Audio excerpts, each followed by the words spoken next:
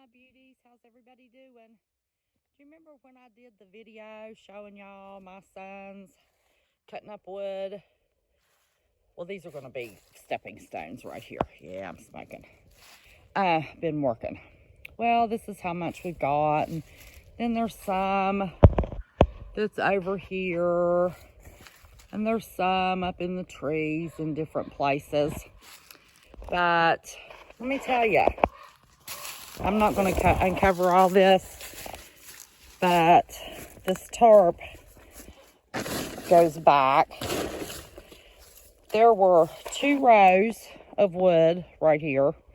Now, I used on that last year, and I finished it off today. It was completely as tall as this, which is almost as tall as me. Now, there is a stack that goes up that high, which is a little less lower than this. The height of this stack went all the way across these tarps. This winter, and especially during this cold snap, I have used this much wood.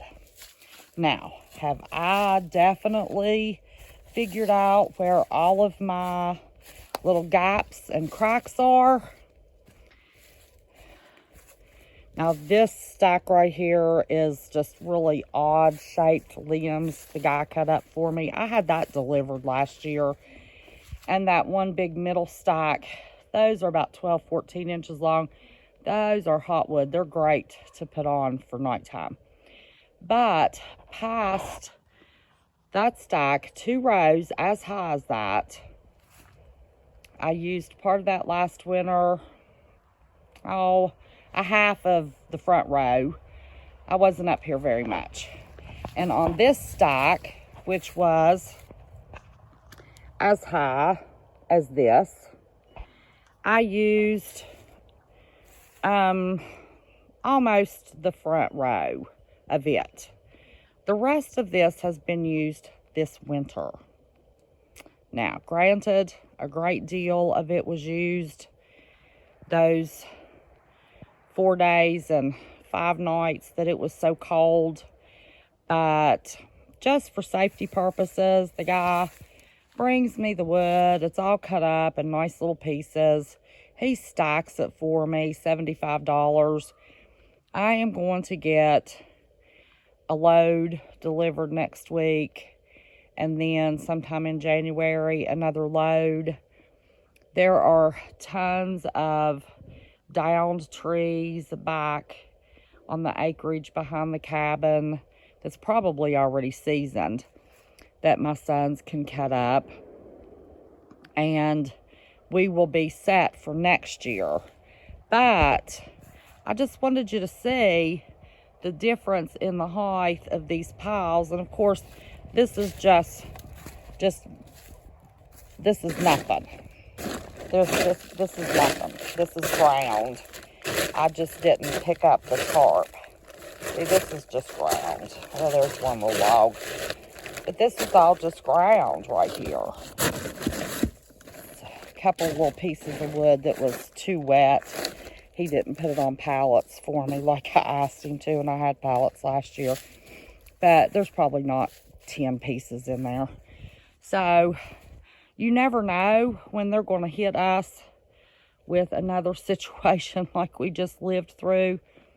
So if you have a wood stove, I suggest you prepare for the next, I don't know, I would say 2 to 4 years to be pretty doggone cold.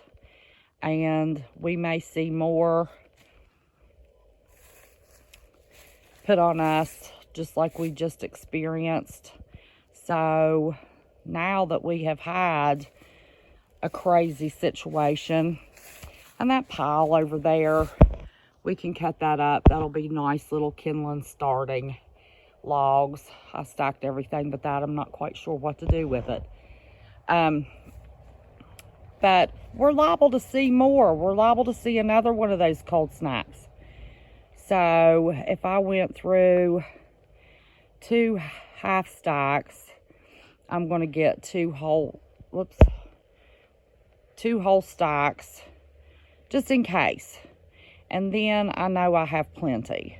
Now there are some wood that is in between trees stacked that are seasoned. They just haven't been carried up here because we're going to build a wood shed and get rid of these ugly tarps and get this wood. I was just thinking I wanted the wood close to me and close to the door. Well, now I can't stand the flipping eyesore. But anyway, it's not too much of an eyesore now that it kept me nice and toasty warm in 35 to 50 degree below temperatures. So I just wanted you all to remember, if you just get a load a month, because I will guarantee you next year will be worse than this year. And if you just get a load a month, look how much you will have. See, there's a big old tree down there that the boys can cut up. And there's one over here. And then behind, I don't know if you can see it or not, behind my little pump house there's a stack of trees that's 2 years old. They're not huge trees that they cut down. This is what I said we could cut and make nice little kindling starter pieces. But yeah, I used that high, 2 rows out of wood, and all of that last winter and this winter. Now there was 1.5 rows of this. Well, yeah, at least 1.5 rows of this winter, and then that was completely. But let me tell you, July 3rd, I had a small fire in the cabin. It was cold the night before the 4th of July here. And I had a fire a couple of nights in June. And believe it or not, I had a fire a couple of nights in August. But it was just small fires, not fires that I fed all night. But it's only going to get worse, y'all. I should have had enough wood stacked right here to do me 2 typical West Virginia winters. And I did not. So I do not think Mother Nature had a blasted thing to do with what we just lived through. You can take that for what you want to take it for. And I would say that we're going to see more of that. You know, my sister had a little chicken, little rooster, her favorite one, would not go in the coop. He wanted to sit at the door and protect his hens. And he froze to death Thursday or Friday night before it even got so cold. See, there's another little stack of wood between the trees. And there's some on back through the woods. But that wasn't even the coldest of the nights. It was her favorite. It was a little Polish, black and white, the daddy of my little fuzzy muffin chicken that's laying little green eggs. I'm so thrilled. I've got peach, pink, and green eggs. And the 3 that aren't laying lay peach. See, peach, pink. Maybe a blue. That's all the colors I've got right now. All their mamas were Americanas. But anyway, get you some chickens. Get you some eggs. Food security. Chickens are definitely food security. If you already have chickens, be stocking up on your feed and corn. Corn helps keep them warm. Just as important as this wood is to me, cracked corn is to your birds. It helps them stay warm in the winter. But I just wanted y'all to see what, now these 2, 3, maybe 3, it was 3 stacks right here. Those were at least above my waist, at least. The back stack probably as high as this one. And there's still some under there. I haven't used all of that. But 3 stacks I have used. And also to make it convenient for me, but then it kind of blocked my vision. I'm working. We still have construction trash everywhere. To make it convenient for me, my son stacked wood about this high, I guess, between these 2 trees, and about that high between those 2 trees. So I would just have to come off the step and get wood. Well, those trees aren't very far apart, and it didn't hold that many pieces of wood, but, you know, considerable amount. That's what I used this summer. This summer, y'all. From, he probably did that in June. We used that much from June until the 1st of September. I got the last piece of it the 1st of September. And then this has all been used September, October, November, and December. Granted, a huge chunk of it this past week.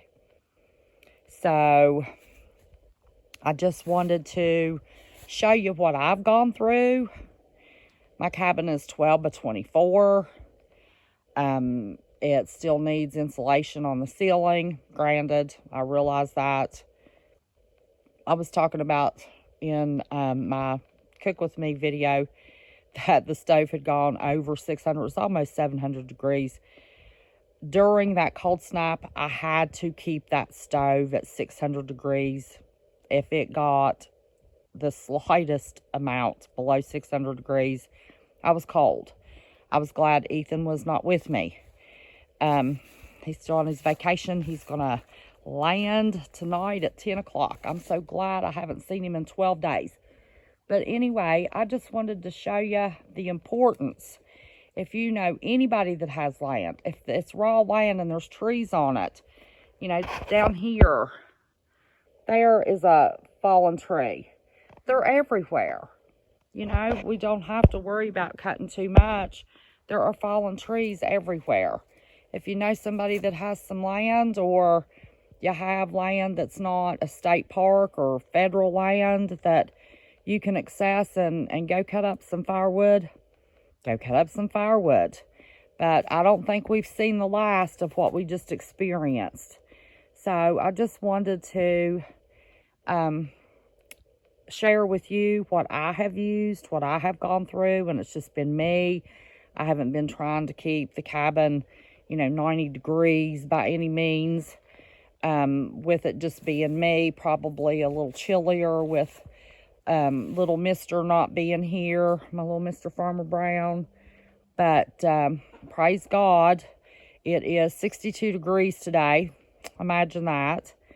And I mean, just think.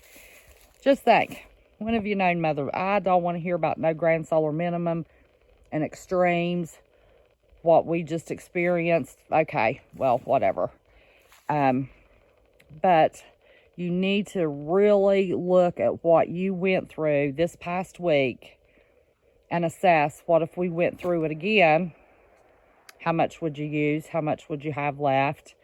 And the northern states, we can have snow into April. I remember 27 inches on the 19th of April in 1987, I think, 86, 87, 88, something like that. And last year, remember, I killed 150 of my seedlings because we got an April snow. So we don't know. We have no idea. So just be prepared. I'm not trying to scare you. What do I always say? Don't be scared. Just be prepared. So I love you all. Till next time. I'm spitting out some videos for y'all.